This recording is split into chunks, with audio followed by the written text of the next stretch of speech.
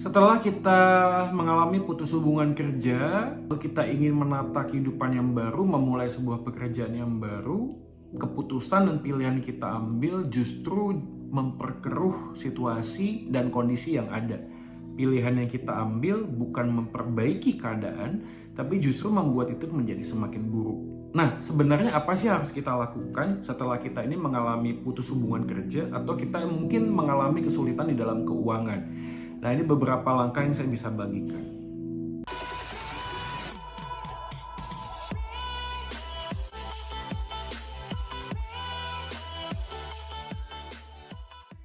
Sebenarnya apa sih langkah yang harus kita ambil waktu kita ini mengalami sebuah putus hubungan kerja? Nah, dari beberapa percakapan dan juga perenungan dan juga pengalaman yang saya bisa lakukan dan sebuah refleksi bersama dengan keluarga, saya menemukan beberapa hal yang harus dan apa yang tidak boleh kita lakukan selama kita ini sedang mencoba untuk memulai sesuatu yang baru. Ini adalah beberapa hal yang saya bisa bagikan.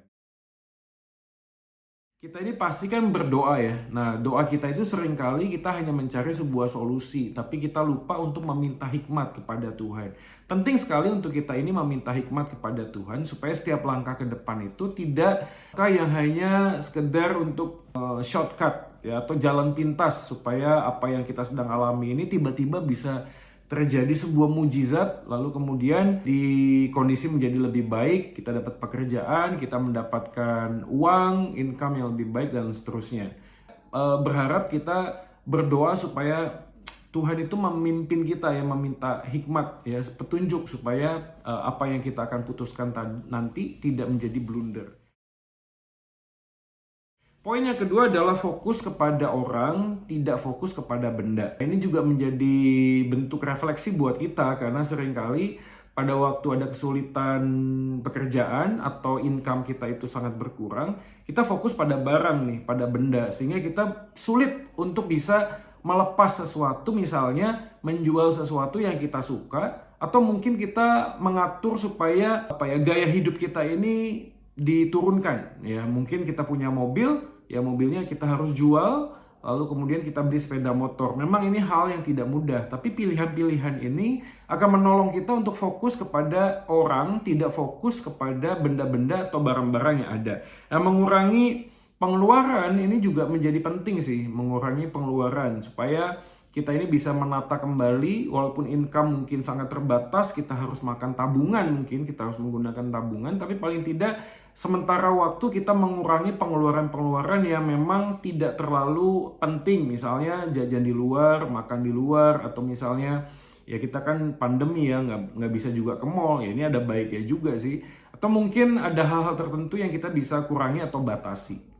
Nah, saya tidak tahu bagaimana dengan teman-teman, apakah yang bisa kita batasi, tapi ini langkah yang paling penting untuk kita bisa lakukan, itu fokus kepada orang, istri, kepada anak-anak, tapi tidak fokus pada benda atau barang. Kita bisa lepaskan, mungkin juga kita jual untuk membantu dalam masa-masa yang ada ini.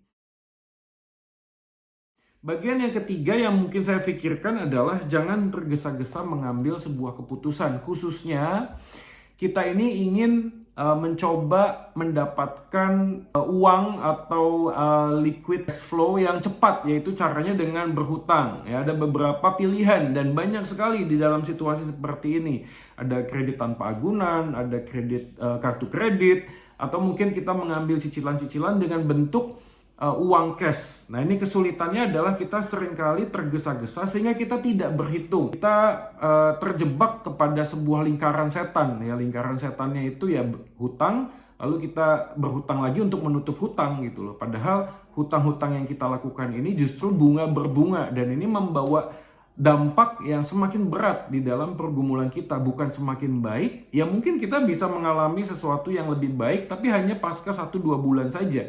Nah, setelah itu bagaimana? Nah, ini kan menjadi kesulitan lainnya. Jadi langkah yang berikutnya adalah jangan tergesa-gesa mengambil sebuah pilihan ataupun kita mengambil hutang kemanapun ya bentuknya, apa ke teman, apa ke bank, apa ke yayasan, bentuk-bentuk lembaga-lembaga keuangan lainnya. Ya, kita harus tidak tergesa-gesa mengambil sebuah pilihan untuk berhutang. Nah, langkah berikutnya adalah bagikan pergumulan kita itu kepada saudara seiman yang kita bisa percaya. Ini tentu saja membutuhkan besaran hati, karena saya tahu sebagai pria membagikan pergumulan kita berkaitan dengan keuangan atau pekerjaan bisa membuat harga diri kita ini menjadi sangat rendah. Kita merasa bahwa kita manusia yang gagal, ya seperti yang kita udah bahas sebelumnya, kita menjadi orang yang mungkin dipandang sebelah mata oleh orang lain, tetapi kita percaya bahwa Tuhan itu mengumpulkan kita di dalam sebuah komunitas untuk saling membantu, ya, saling menolong. Yang lemah itu ditolong oleh yang kuat menolong yang lemah. Nah, itu adalah bagian dari panggilan kita sebagai saudara seiman. Tentu saja kita harus membagikannya kepada orang-orang yang bisa kita percaya dan punya kapasitas untuk memberikan advice, ya. Tapi jadi jangan berharap juga pada waktu kita membagikan pergumulan kita lalu kemudian berharap ada suntikan dana. Nah, ini motivasi kita juga harus murni gitu ya. Jadi kita memang minta supaya kita didoakan, supaya kita membagikan pergumulan kita dan lain sebagainya. Mungkin beberapa teman kita bisa menolong kita untuk hal-hal yang sederhana, misalnya mengirim makanan, ada frozen food mungkin yang kita bisa makan untuk beberapa hari, ya itu sangat menolong, mengurangi pengeluaran-pengeluaran yang ada. Jadi bagikan pergumulan kita kepada saudara-saudara seiman kita yang mungkin bisa memberikan sebuah advice atau memberikan dorongan, ya, motivasi, semangat kepada kita. Yang berikutnya adalah jujur dan terbuka. Nah, ini juga menjadi penting sekali. Kita ini jujur dan terbuka itu nomor satu kepada pasangan. Kalau kita sudah menikah, kepada pasangan, mungkin kepada anak-anak ya kita harus lihat juga tingkat kedewasaannya. Kalau sudah usianya di atas 17 tahun bisa diajak untuk rembukan, untuk dibagikan pergumulan, atau mungkin 11 tahun yang sudah bisa paham, ya, jadi diberikan masukan supaya kita tidak bisa banyak pergi, kita nggak bisa banyak jajan karena kondisi papa begini, kondisi keuangan begini, dan seterusnya. Jujur ini juga menolong kita, ya, supaya di dalam kita ini menghadapi kehidupan atau pekerjaan yang saat ini sangat sulit, kita punya supporting system. Dan salah satunya adalah melalui keluarga. Jujur dan terbuka juga yang kedua, bukan hanya kepada pasangan atau kepada keluarga, tapi juga kepada konsultan atau kepada saudara seiman kita. Nah, ini penting sekali. Karena beberapa teman itu misalnya, ya, dia punya pergumulan, misalnya dia putus hubungan kerja tapi masih punya cicilan, masih punya hutang misalnya, entah itu ke bank, entah itu ke orang lain. Nah, ini butuh sekali keterbukaan dan kejujuran supaya pada waktu kita ini dibantu, ditolong, perhitungannya itu tidak meleset. Nah, seringkali saya juga lihat beberapa teman yang tidak jujur, lalu kemudian setelah dibantu tiba-tiba ada lagi nih, ya, ada lagi hutang di tempat yang lain gitu, sehingga semua yang sudah kita hitung akhirnya meleset. Ini memang butuh kejujuran dan keterbukaan. Sekecil mungkin apa yang bisa kita sampaikan, kita sampaikan. Apakah itu bentuknya aset, mungkin, ya, aset-aset kita yang masih kita punya. Mungkin juga teman-teman kita, saudara seiman kita yang bertindak as a konsultan, itu juga bisa memberikan arahan. Mungkin ini bisa di skip dulu, ini dilepas dulu, ini dijual dulu, yang ini bisa digunakan untuk beberapa waktu, ini bisa jadikan modal, dan lain sebagainya. Jadi jujur dan terbuka itu sangat penting sekali untuk kita mengambil langkah-langkah berikutnya. Yang berikutnya adalah usahakan agar kita tidak menerima bantuan dana yang sifatnya cair. Jadi ada orang bantu, oke deh saya bantu ya 1 juta, 2 juta gitu. Mungkin buat kita itu oke.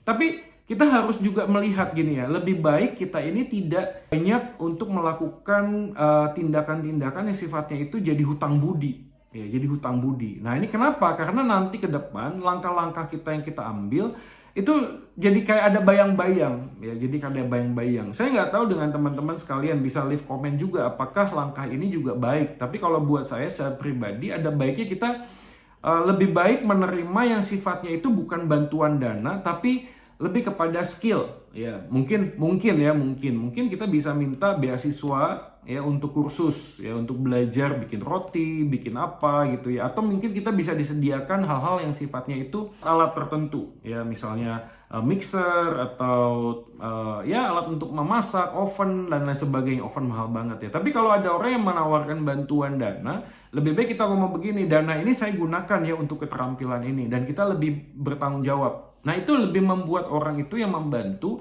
mengapresiasi apa yang kita lakukan. Nggak sekedar semata-mata kita dapat uang. Kenapa saya katakan demikian?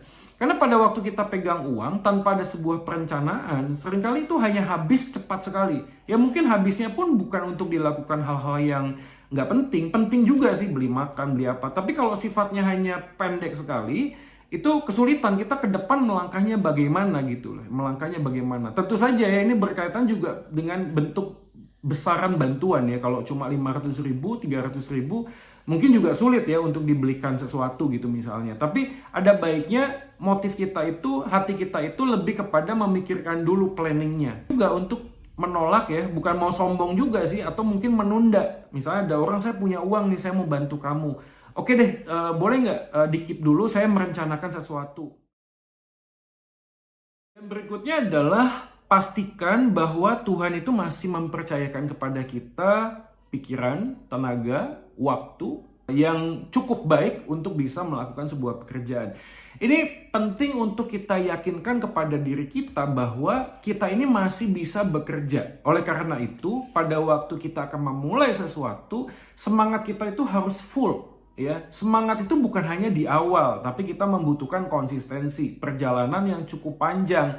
Oleh karena itu, apapun yang Tuhan bukakan ke depan, pekerjaan apapun yang Tuhan percayakan, sesulit apapun, atau mungkin kita merasa saya bukan orangnya, tapi saya ingin belajar, gunakan kesempatan itu sebaik mungkin. Artinya, ya lebih baik kita pikul salib, ya, bayar harga habis-habisan. Kalau perlu, kita bekerja totalitas gitu ya. Kali saya lihat ada beberapa orang yang mengalami kesulitan pekerjaan, lalu kemudian ada teman yang membantu.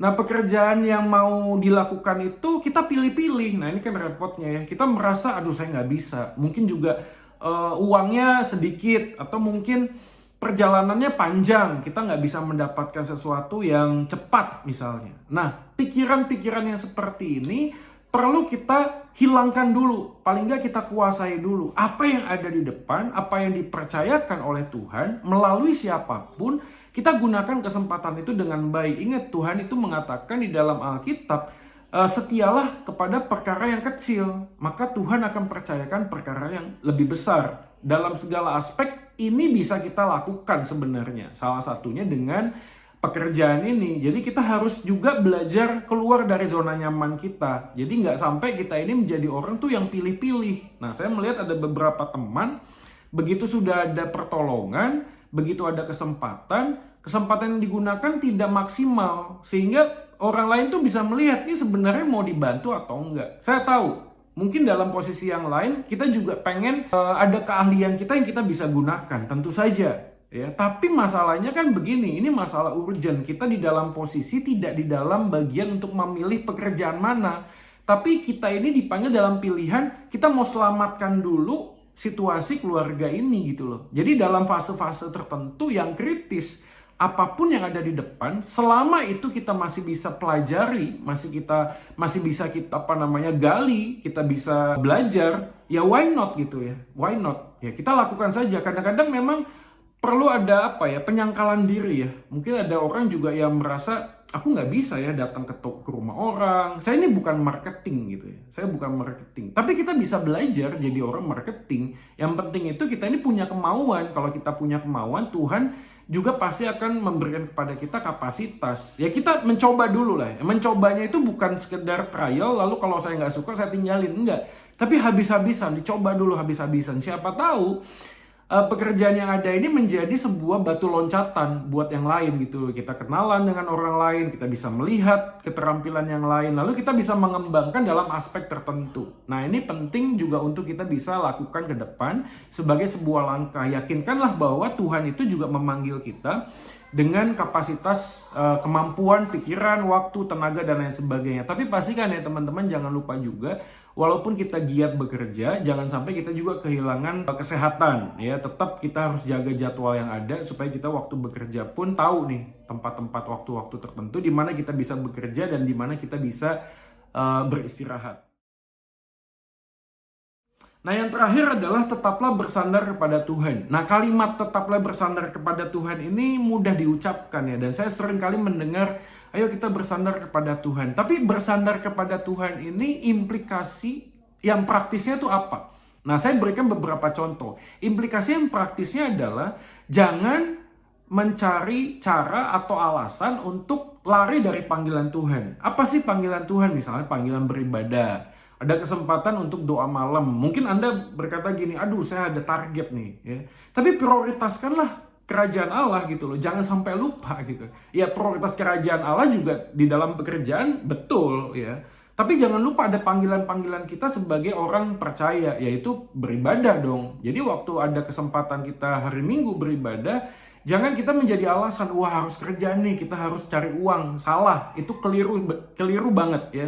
Itu salah ya, karena kita tahu bahwa apapun yang kita hari ini bisa lakukan, kesempatan yang kita bisa ambil, itu semuanya juga datang dari Tuhan. Jadi ada waktunya kita punya hari Sabat, datang beribadah. Kalau ada doa malam, ada persekutuan, yuk kita datang membagikan, kita berkumpul bersama dengan saudara seiman, saling sharing, saling mendoakan satu dengan yang lainnya. Itu menolong kita juga untuk tetap punya semangat, tetap punya sukacita, dan percaya bahwa orang yang punya sukacita di dalam Tuhan akan menambah-nambahkan kepada dia hikmat dan juga semangat untuk bisa bekerja. Dan berkat Tuhan itu pasti nggak akan kemana-mana. Pasti Tuhan akan memberikan berkat bagi orang yang percaya kepada dia, bagi orang yang takut akan Tuhan.